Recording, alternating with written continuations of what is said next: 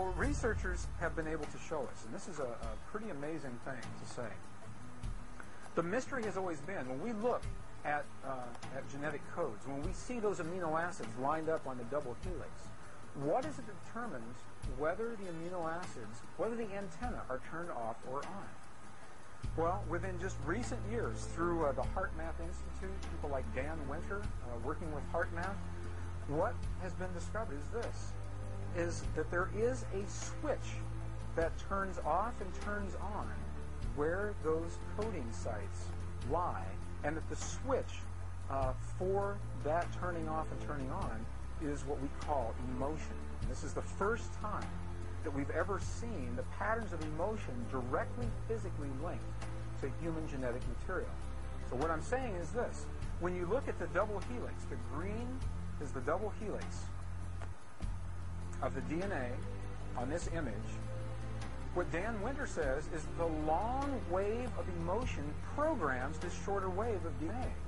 So emotion, the long wave, the long red wave of emotion, wherever this wave of emotion touches, where it crosses this double helix, is what determines where the site is that code will either be turned off or turned on. If we're going to have an antenna at this site, it will only be turned on if the wave of emotion crosses this double helix.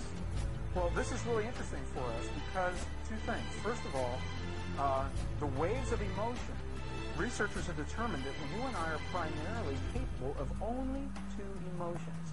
Many derivatives of those emotions, and two primary emotions, fear and love. Fear and love. Well, fear is a long, slow wave of emotion. So this wave of fear is a long, slow wave and touches relatively few sites on this DNA. So an individual living in fear is limited to the number of antennae that they have available to them. Whereas an individual living in the pattern of love, this is love in DNA. You can see it's a higher frequency, shorter wavelength. We have many more potential sites for coding along that genetic pattern. This information, this is amazing. This is the first time we've ever had a hard digital link between emotion and genetics. And what we're saying is this, that the way you interpret and perceive emotions in your lives directly, linearly affects and determines how your body responds genetically. The patterns of light align themselves along the axis of this DNA. What they can say is, what we can say from this, is that DNA entrains light. Now, the really interesting thing was when they took the DNA out of the vacuum, the light was still entrained in that pattern, even though the DNA wasn't there. And the researchers call this now the phantom DNA effect.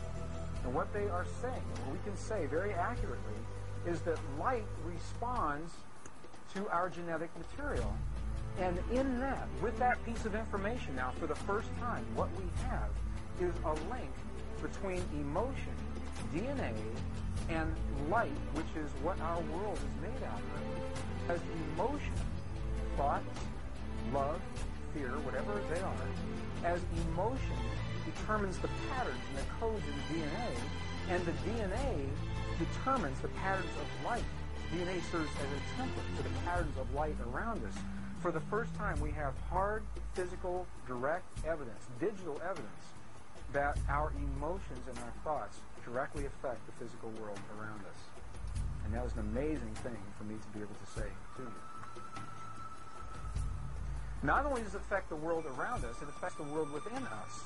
The energetic systems of the body, the nervous systems, the nervous pathways, and the chakras are all determined through our experience of emotion and feeling, how emotion and feeling trip the switches of genetic material and our body resulting as an expression of that.